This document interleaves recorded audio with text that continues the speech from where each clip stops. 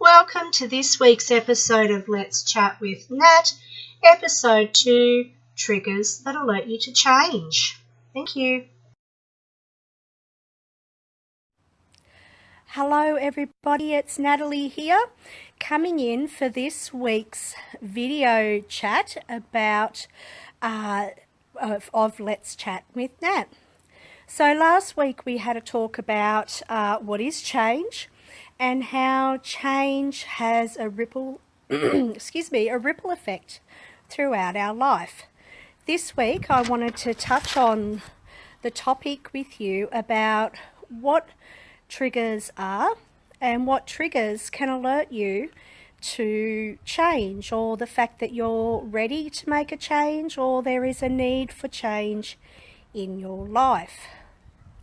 So as I was saying last week, life is full of many changes. We experience them on a daily basis, and some of them are big and some of them are small.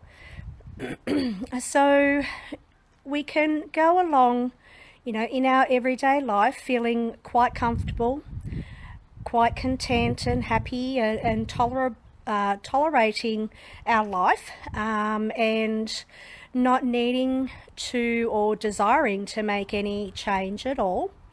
This is called the contemplative phase, where we're quite happy to go with what's going on. We're happy and content. Then what can happen is we may enter into a contemplation phase, where we are starting to think and feel like we're needing to make some sort of change in our life.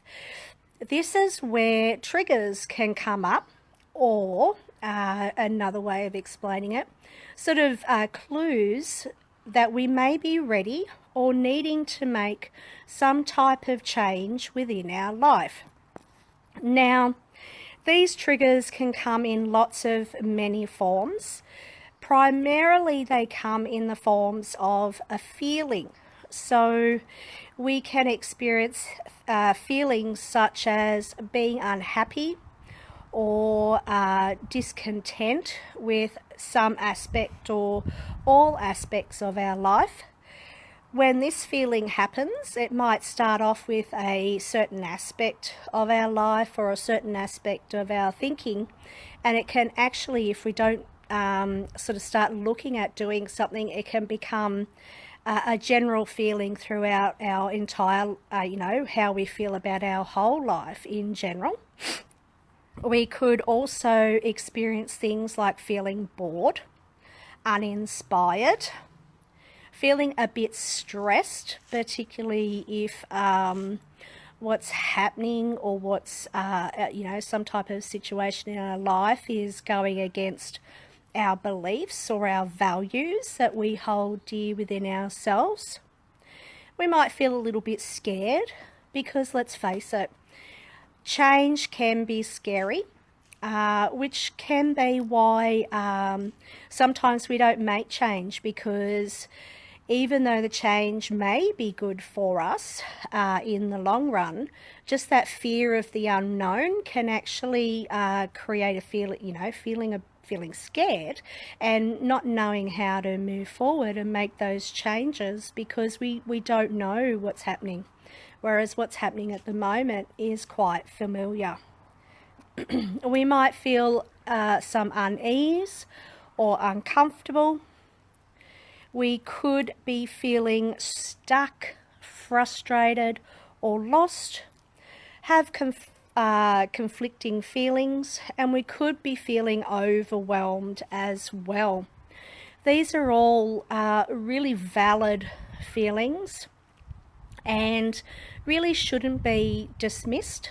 They need to be looked at, because they're letting you know that you're needing or wanting, ready to make some sort of change in your life. Now, what can also happen, and a feeling that may come up for you, is feelings of guilt as well, particularly if your life is a really beautiful life and everything's going well and you're really happy. and you start to get a feeling of unease or wanting to make a change in some area, you may then start to feel a bit of guilt because you think, I should be happy with what I've got. Why am I feeling like I need to make a change? That is a perfectly natural feeling. And it's okay to have everything that you ever wanted and everything is going well, but still needing to make some sort of change. And it might be purely changing a bit of direction in your life, changing some form of thoughts that you may be having, and a change of perspective. It doesn't mean that you have to be unhappy with how, feel guilty about feeling this way, and it doesn't mean that you don't appreciate what you have now. It just means that perhaps there's something little, or that you're ready to make a change that will actually benefit and enhance what you have now. So with these different feelings and thoughts that come up to show you that you possibly could be ready to make a change, just note them down and pay attention to them. Don't be scared to look at them and see where it is you may want to be going in the future. All these feelings are not to be scared of, and they're just there alerting you to the next phase of your life and the next part of your growth. Another trigger that may pop up for you that'll let you know that change is happening or about to happen or needs to happen is that there's changes you see in the people around you. So as an example, as a mum, changes within our kids are a bit of a trigger that things are about to change or need to change. So we're talking about things like they're growing up, starting school, leaving home, that type of thing, gaining more independence within their life.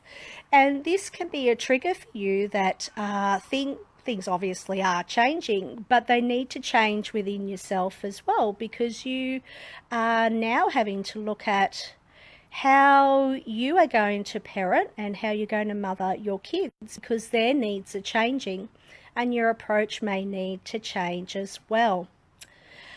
So they're just some of the things that can let you know that change is afoot, or you're ready to start making changes in your life. And it is okay to feel that. Change is an opportunity. It doesn't have to be something to be frightened of or to fear, even though it can be a really frightening time due to the element of it being an unknown. It can be approached in a really strong and positive way that helps not only you but your family to grow and change as well, and to move on to a new stage of your life.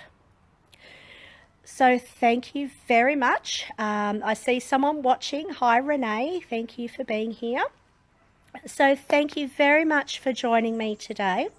If you enjoyed this video, please give me a like or a love. If you feel it will benefit somebody else, please feel free to share. And I look forward to chatting with you next week. So next week's topic, just let me bring that up to remind myself. Next week's topic, we will be looking at, let me just get that up. Sorry about this. Next week's topic, we will be looking at, it's okay, so now you've decided to make a change.